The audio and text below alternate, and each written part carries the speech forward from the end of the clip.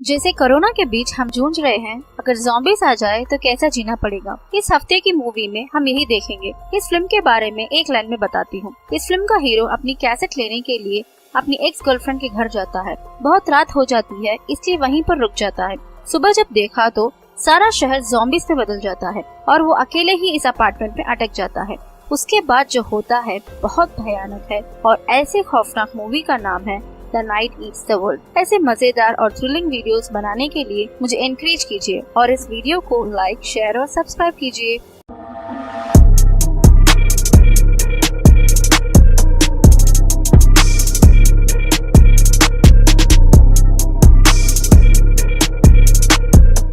चलते हैं मूवी के अंदर। इस मूवी का हीरो श्याम, जो म्यूजिक डायरेक्टर है, अपनी एक्स गर्लफ्रेंड से मिलने उसके अपार्टमेंट जाता है जो 6th फ्लोर पे है। जब वहाँ पहुँचता है तो वहाँ ऑलरेडी एक पार्टी चल रही होती।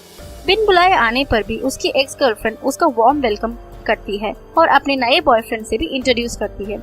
ये देखकर वो बहुत अपसेट हो जाता है पर एक्सप्रेस नहीं करता, बस यही कहता है कि उसकी कैसेट उसकी एक्स गर्लफ्रेंड के पास थी और वो बस यही लेने आया है। उसकी एक्स गर्लफ्रेंड उसे इंतजार करने को कहकर सबसे मिलने में बिजी रहती है। वक्त ऐसे ही गुजरता चलता है। श्याम एक लोनली टाइप का आदमी है, इसलिए वो किसी से भी घुल मिल नहीं रहा है। बहुत देर हो जाती है और श्याम को बहुत गुस्सा आ जाता है। वो उठकर सीधा हॉल में जाकर उसकी एक्स गर्लफ्रेंड को खींच ले आता है। तब वो लड़की कहती है कि वो कैसेट उस हॉल की ऑफिस रूम में है और वो वहाँ इंतजार करे। ढेर सारे मेहमानों को पार करते हुए एक आदमी से टकराता है, जिससे उसकी नाक पे मुक्का लग जाता है। वो सॉरी भी बोलता है, जिससे हीरो इट्स ओके कह देता है। फाइनली वो ऑफिस रूम चले जाता है। बाहर लाउड म्यूजिक से निराश होकर रूम लॉक कर लेता है। वहाँ एक कॉटन बॉक्स में बहुत सारे कैसेट्स दिखाई देते हैं। उसमें वो अपनी कैसेट ढूंढने लगता है। उस वक्त उसकी नाक से ज्यादा खून बहने लगता है, जिससे वो बेहोश होके चेयर पे गिर जाता है। उसकी आंख फिर अगले दिन ही खुलती है।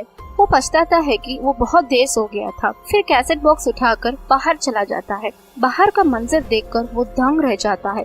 सब चीजें इधर उधर, हर तरफ खून ही खून नजर आता है। हाथों में चाकू लिए वो धीरे धीरे आगे बढ़ता है। उसकी एक्स गर्लफ्रेंड वहाँ बैठी होती है। उसके आवाज सुनकर वो जंगलों की तरफ भाग कर आती है। हीरो तेजी से दरवाजा बंद कर देता है। उसे अच्छे से समझ आ जाता है कि वो एक ज़ॉम्बी की शिकार हो चुकी है। वो खिड़की से बाहर की हालत देखता है। उसे हर तरफ ज़ॉम्बीज़ नजर आते हैं। ज़ॉम्बीज़ और इंसानों के बीच जंग चल रही होती है। थोड़े लोग अपनी जान बचाने के लिए कार में बचने की कोशिश करते हैं, पर ज़ॉम्बीज़ उन पे भी वार कर देते हैं। अब बाहर या नीचे जाना मुमकिन ही नहीं लगता।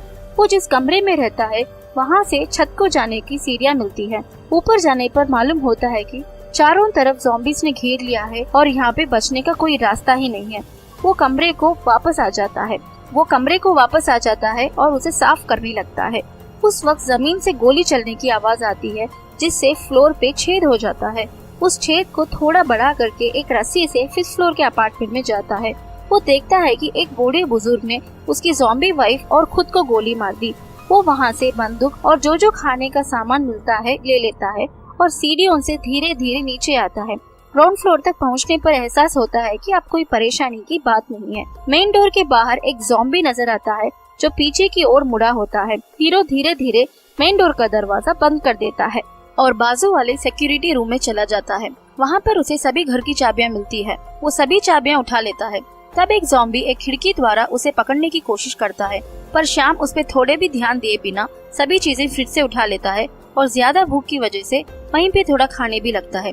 हीरो एक लोनली टाइप का इंसान है, इसलिए अकेले ही सभी मुश्किलों का सामना करने में बिल्कुल ही उसे प्रॉब्लम नहीं होती और अब आगे गुजारा के लिए खाने की सामग्री का इंतजाम करने लगता है।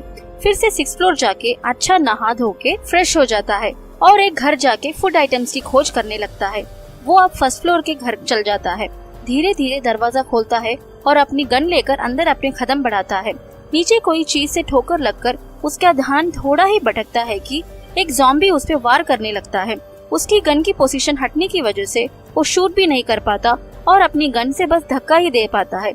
इतने में पीछे से दो ज़ॉम्बीज़ आने लगते हैं। ये देखकर वो जोर से ही भागने का सोचता है। ज़ॉम्बी को जोर से धक्का देकर बाहर आ जाता है। अब उस दरवाजे पे एक्स मार्क भी डाल देता है। अब वो 2nd फ्लोर की चाबी लेकर उस घर के अंदर घुस जाता है। लकीली उस फ्लोर में कोई नहीं होता। किचन से सारे फूड आइटम समेट लेता है और वो एक म्यूजिक डायरेक्टर है, इसलिए वो उसे जिस चीजों में इंटरेस्ट है वो वहाँ से कलेक्ट कर लेता है। वहाँ से उसे एक स्निपर गन, एक हेडफोन और एक छोटे बच्चे की रिकॉर्डिंग भी मिलती है। वो उसे सुनता है और कुछ मिलेगा करके सोचता है। तब उसे एक ड्रम सेट मिलता है। ये सारी चीजें समेटकर वो 6th फ्लोर की ओर चलता है। वो 5th फ्लोर तक ही सीढ़ियों से चल पाता है। आगे लिफ्ट की ओर चलता मुड़ता है। वहाँ उसने एक बूढ़े ज़ॉम्बी को देखा जो बहुत भूखा था। ज़ॉम्बी दादा बाहर न आने के लिए उसे लिफ्ट के दरवाजे को टाइट से एक बेल्ट से बांध देता है। फिर 6th फ्लोर चला जाता है। सारी रात उस छोटे बच्चे की रिकॉर्डिंग सुन लेकर सो जाता है। अगली सुबह अपनी खिड़की से बाहर की हालत देखता है, बट कोई इम्प्रूवमेंट नजर नहीं आता। हर कोई इंसान की शिकार में भूखा इंतजार रहता है। यहाँ से बाहर जाना मुमकिन ही नहीं, नामुमकिन नजर आ रहा है। जो फूड आइटम्स उसने कलेक्ट किया था सारे एक महीने के लिए अलग अलग कवर्स पे सेग्रीगेट कर लेता है। ऐसे ही दिन ढलते जाते हैं। तब उसे 2nd फ्लोर वाला ड्रम सेट याद आता है। कौन है मेरी म्यूजिक सुनने वाला, चलो ड्रम्स बजाते हैं। ये सोचकर ड्रम्स बजाने लगता है, पर उसे थोड़ी ही देर में एक बाहर से आवाज आने लगती है। देखा तो सारे ज़ॉम्बीज उसके ड्रम्स की आवाज से उसके अपार्टमेंट्स की तरफ आने लगते हैं। ये देखकर हीरो बहुत अपसेट हो जाता है और अब सब म्यूजिक क्लोज कर देता है और फिर 6th फ्लोर वापस चले जाता है। अब ऐसे ही दिन गुजरते जाते हैं। अपने टाइम पास के लिए वो स्निपर गन से रोड पे चल रहे ज़ॉम्बीज पे निशाना लगाने लगता है और उस गन से कलर कोडर आता है जिससे वो एक्स मार्क लगा देता है। थोड़ी देर बाद एक लाइट म्यूजिक पे पागलों जैसा नाचने लगता है। तब उसे वहाँ कुछ बदबू आने लगती है। एहसास करता है कि वो उस बूढ़े अंकल की डेड बॉडी है जो उसकी ज़ॉम्बी वाइफ को गोली मार के खुद को मार देता है। नाक पे कपड़ा बांध के बालकनी से डेड बॉडी को फेंक देने का सोचता है, पर दिल नहीं मानता। वो उस दोनों कपल्स को एक कवर बैग में बांध के एक बेड पे लिटा के उनकी फैमिली फोटो तक बीच में रखकर उसे जितना भी अंतिम क्रिया आता है करके रूम लॉक कर देता है। डोर गैप को एक सेलो टेप से भी बांध देता है। उसके बाद वो नहाने जाता है। नहाते वक्त वाटर सप्लाई रुक जाता है। उस रात सोते वक्त उसे अजीब सी आहट आती है। वो अलर्ट होके हाथ में गन भी रेडी रख लेता है। आवाज नजदीक होते ही गन शूट करने की कोशिश करता है। तभी उसे एहसास होता है कि गन में कोई बुलेट ही नहीं है। ज़ॉम्बीज दरवाजा तोड़ के हीरो पे टूट पड़ते हैं। वो भी चिल्लाता है। तभी चिल्लाते चिल्लाते एहसास होता है कि ये तो सपना था।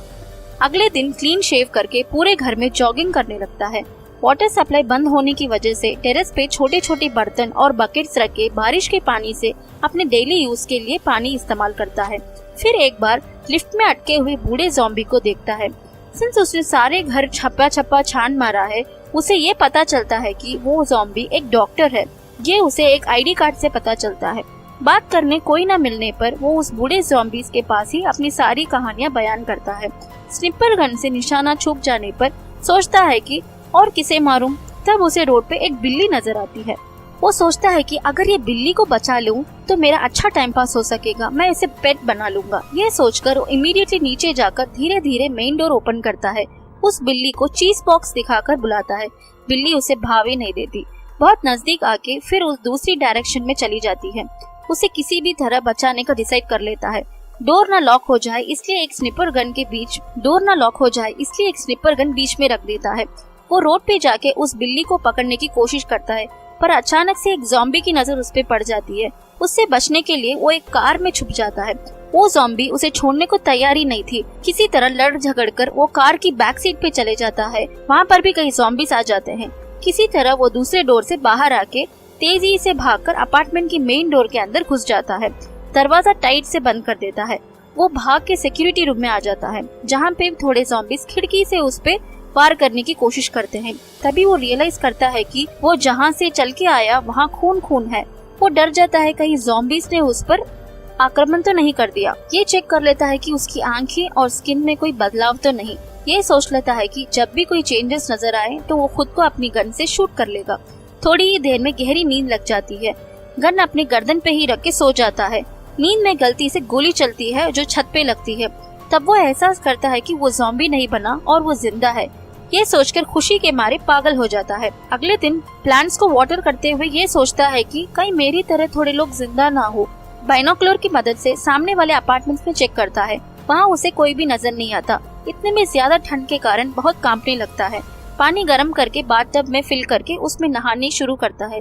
तब उसे एक आवाज आती है, शांति से नहा भी नहीं सकता करके बहुत अफसोस करता है। बचा कुचा जो भी खाना है खत्म होते आ रहा है। खाना भी खत्म हो रहा है, साथ में ज़ॉम्बी से भी बचाने जा रहा है। क्या करूं, बस यही सोचता रहता है। अब वो ये जानना चाहता है कि टोटल कितने ज़ॉम्बीज होंगे।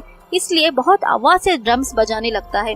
सारे ज़ॉम्बीज उसके अपार्टमेंट्स के करीब आ रहे हैं, फिर भी वो लगातार बजाते रहता है। बालकनी में खड़े रहकर ये देखकर बहुत मजा लेता है। पिछले बार की तरह इस रात भी उसे कुछ आवाज आती है, पर इस बार ये सपना नहीं है। गन को रेडी कर लेता है। आवाज करीब आते ही डोर की तरफ शूट भी कर देता है। उठकर जाके देखा तो एक लड़की है जिसके पेट पे गोली लगी है और वो अपनी जान से लड़ रही है।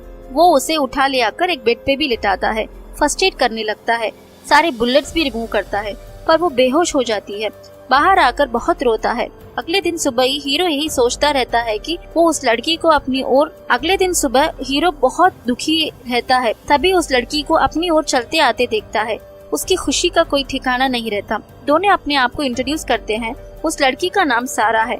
थोड़ी ही देर में वो अच्छे बातें भी करने लग जाते हैं। फिर वो सारे अपार्टमेंट्स को दिखाता है। लिफ्ट में अटके हुए ज़ॉम्बी देखकर वो डर जाती है। डरो मत, ये कुछ नहीं करेगा बोलकर इंट्रोड्यूस भी करवाता है। सारा को म्यूजिक बजाकर सुनाता है जिससे वो एंजॉय भी करती है। अब घर के फूड आइटम्स धीरे धीरे खत्म होते जा रहे हैं जिसे सारा भी नोटिस करती है। ऐसे लास्ट ऑप्शन वो फर्स्ट फ्लोर वाले घर में जाने का सोचता है। घर के दरवाजे में होल कर देता है और अपनी गन से तीनों ज़ॉम्बीज को मार देता है। फूड आइटम्स की खोज में लग जाता है। फिर उसे जितना फूड चाहिए होता है वो सारा मिल जाता है। वो लेकर वो फ्लैट वापस आ जाता है और सारा को ढूंढने लगता है।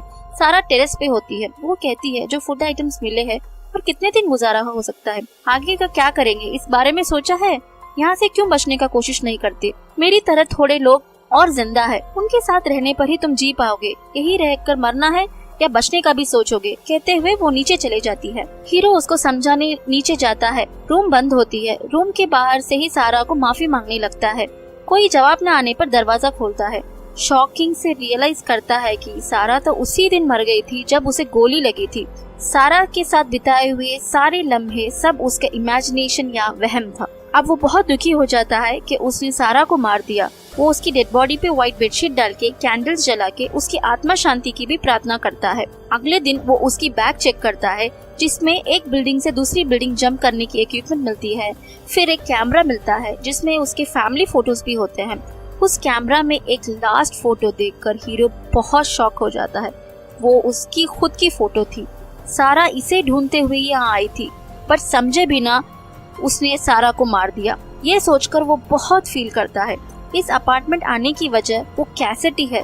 गुस्से में आकर सारे कैसेट्स जला देता है और टेरेस पे चला जाता है बचने के लिए। तभी उसने लिफ्ट में अटके हुए ज़ॉम्बी की याद आती है।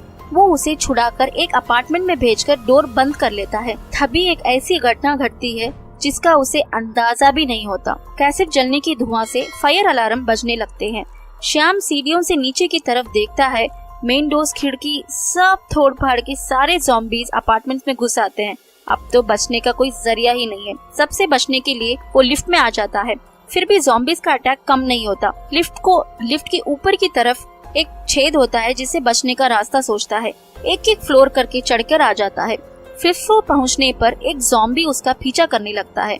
वो अपार्टमेंट में घुस जाता है, फिर भी ज़ॉम्बी उसका पीछा नहीं छोड़ता।